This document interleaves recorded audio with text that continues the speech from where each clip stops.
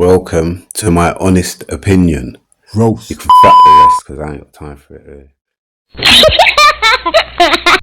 Welcome back to another episode of My Honest Opinion. You're listening to the voice of the comedian, Semi Cedar. Now, I remember when I was growing up on my ends, yeah? Like me and my family, yeah? We're Jamaican, innit? So we had our household, it's very cultured, very, very cultured, my household growing up. Do you know what I mean? You'd walk past my house and hear Bunny Wailer blaring out in the yard. You'd hear like Jacob Miller blaring out of the yard. You know what I mean? You'd hear Dennis Brown blaring out of the yard. You know what I mean? You'd even hear Naya Bingy music blaring out of the yard because we're Rastafarians. You know what I mean? We're Jamaicans, but we're of Rastafarian culture, Rastafarian belief. You know what I mean? So the yard was crazy cultured. When I was growing up, my mum used to have like mad ornament, African ornaments and stuff. Do you know what I mean? My mum even had like them African Zulu warriors, yeah? Like the shield and the spear. My mum had that. Like a mini one, a mini shield and a mini spear. Do you know what I mean? And like my brother, because my brother used to travel the world. Because one of my older brothers was in boarding school. Do you know what I mean? And he used to travel the world. He used to go Africa, Switzerland, everywhere. Yeah, all over Europe and, the whole continent and that. And like one time we went to Africa and he brought my mum back just ornaments in it and culture, different culture things from Africa and that. You know what I mean? So we had all of that around the house. Plus my dad, big Rasta man, so he always used to bring through like pictures from my mum and that, like cultured pictures like of different like Rastafarian leaders and stuff. And we'd have that on the wall. We'd have black leaders on the wall as well, like Malcolm X, Martin Luther King. You know what I mean? Like we'd have obviously Emperor Haile Selassie on the wall, pictures of the King of Kings. You know what I mean? Yard was super cultured down. Super cultured dad. I remember one time my primary school teacher came to my yard. You know what I mean? Because she was like, because we had dreadlocks in it, like when we was going primary school, me and my brothers and that. You get me? Still got my dreads now and whatnot. You get me?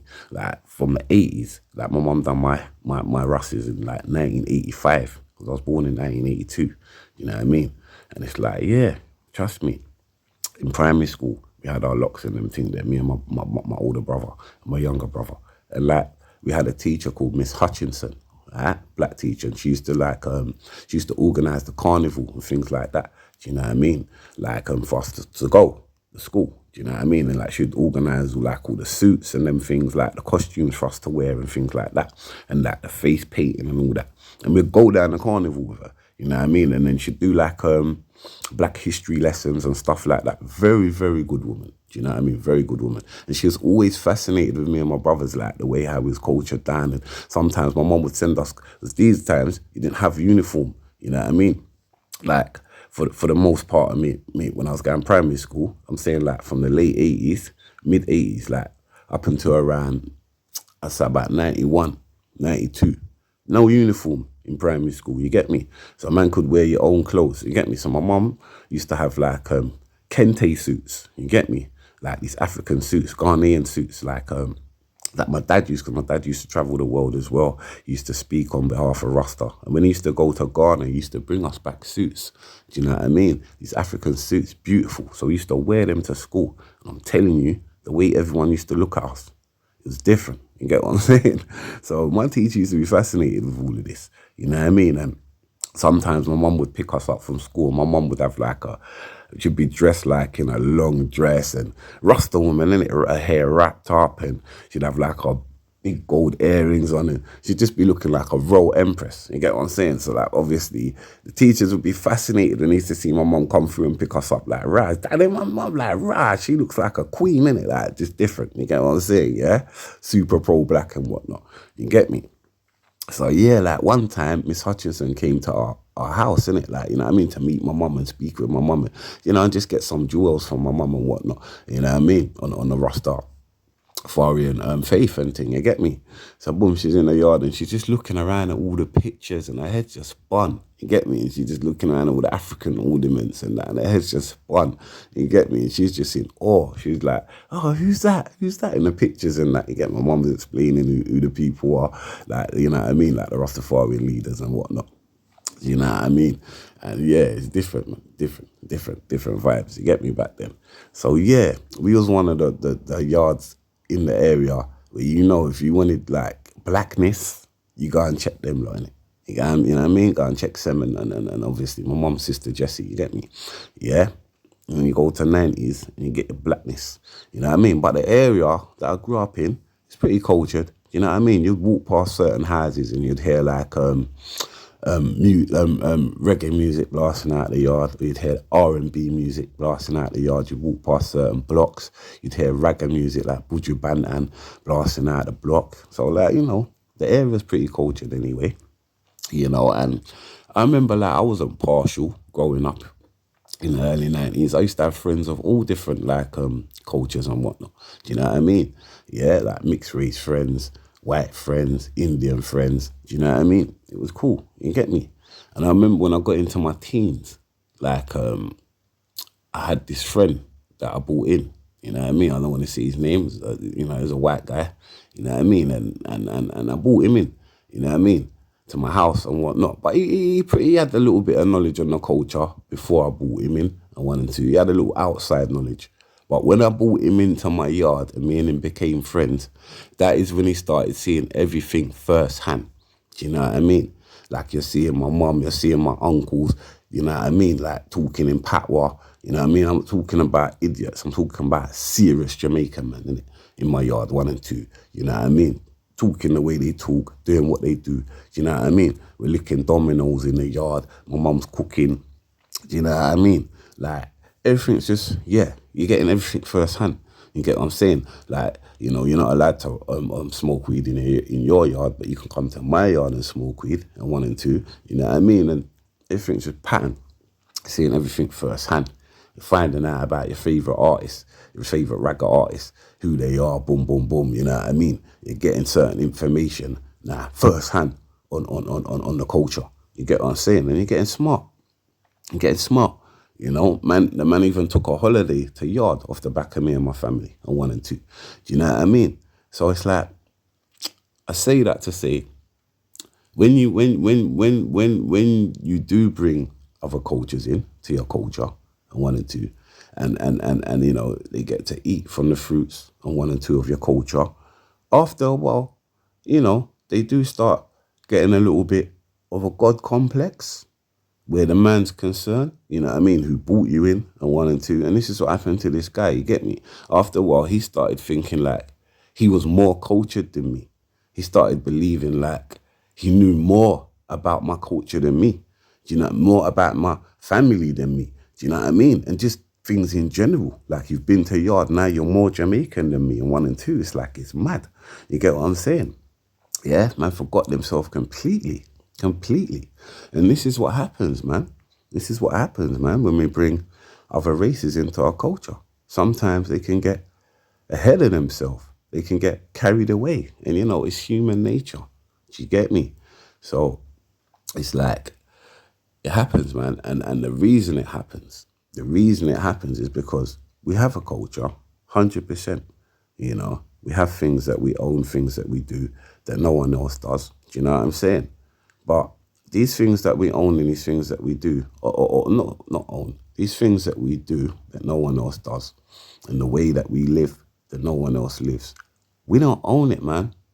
We don't own it. We don't own it. Do you know what I mean? Yeah, the styles that we pop, you know what I mean? Clothing-wise and image-wise, we don't own. You get what I'm saying? So anyone can come in and just take our image and tear now and take our dress sense and this and that and run with it and go on like it's theirs. You get, because we don't own it. We don't own it. So because we don't own it, it's like when we see other races doing it, it's like see other races doing it, and it's like it's just cool for them to do it. Do you know what I mean? It's like it's okay for them to do it. Everything's touche, it's cool, whatever. You know what I mean? Blase, everything's cool. Because we don't own it, man. We don't own it. We don't have no connection to it. We don't have no attachment to our own culture. So that means anyone can just come in and infiltrate the culture. if you understand what man's saying. And it's okay for them to do it because we don't own it. You understand me? Yeah? So it's like a man can come in your yard, right? You let a man in your yard, right? And they start turning your telly on, showing you how to turn your telly on. You don't know how to turn your telly on. They start operating stuff in your house because you don't know how to do it. They start washing clothes because you don't like with your washing machine, like washing your clothes because you don't know how to do it. Like they start doing things for you in your yard because you don't know how to do it. And you know, you're lauding these people for doing this. And it's like, you know, they start taking over. You know what I mean? But the fact remains, it's your house. It's your house. But you feel like you don't own nothing in your house because you don't know how to operate things in your house. Do you understand me? Yeah, so you don't have a connection with the things in your house. Yeah, so this guy comes in, he starts building a connection with all these things in your house, and then eventually, because he showed you how to work and move and groove in your yard, yeah, you're lauding him. You're lauding him, forgetting that it's your house. Do you understand me? Yeah? So what I'm trying to say is, man, let us own our culture, right? If we owned things in our culture, if we copyrighted things that we do, ways we talk, ways we walk, 1 and 2, right? Do you think we'd just be sitting back and letting other cultures come in, other races come in and take our stuff? No way would we be doing that because we own it. We've got a connection with it. It's ours. You know, when you own something, it's different, man. You get what I'm saying? Like, you know, you got a car, you own it. You pay your fucking tax or whatever for it. Your insurance for it. You know, like it's got your name on the papers, right? So you own it. You're not just gonna let some random Joey get in your car, push you out the driver's seat and start driving it, are you? Huh? And then laud him for fucking driving you up the road to your mum's. You're not going to do that because you own it. If man try and get in, you're going to be like, what the fuck you doing, pussy? Oh, get out of my car, bruv. I'll fucking knock you out. You're going to move to man, innit? Because you own it. Instant connection. Do you understand what I'm saying? Yeah? If you buy your yard, 1 and 2, and any Joey tries to come in your yard and say, you know what, this is my yard now, you know, you're going to move to him. The guy might dead in the yard, right? Because you bought your yard. What are you talking about? This is my house, dickhead. You get me? Right? Why? Because you have an instant connection with what you own. Yeah? We don't own fuck all to do nothing to do with the culture. Right? If we copyrighted, for an example, we copyrighted the afro. Do you think fucking you could see pussy holes rolling around with the afro, bro? And niggas ain't wilding that. You crazy? And Donnies ain't getting sued for rocking an afro that ain't black. Are you crazy, bro? Of course, because we own that. You understand? So this is what I'm fucking talking about. Yeah? Certain talk we made and come up with, they've took that and copyrighted it and putting it on their clothes and all that now and selling it as merch. Who they selling it to? Us. With a dumb. That's fucking ours. Well, we didn't claim it. And this is what I'm talking about. This is what I say, we don't have a culture, but we have a culture. Because until we start claiming things inside our culture, anyone can just come in and take that motherfucker. And you know what? Can you blame them? Can you blame them? Because it's back to this mentality, right? It's back to this mentality. When you fucking, back in the day, once upon a time, as we know, white people went to Africa. They saw us on our land, living good, 1 and 2. You know, they befriended man. Soon as they became our friend, they fucking overturned man. You get me? And started making man do madness for them, on 1 and 2. Yeah? And took over man's thing. You understand me? Right?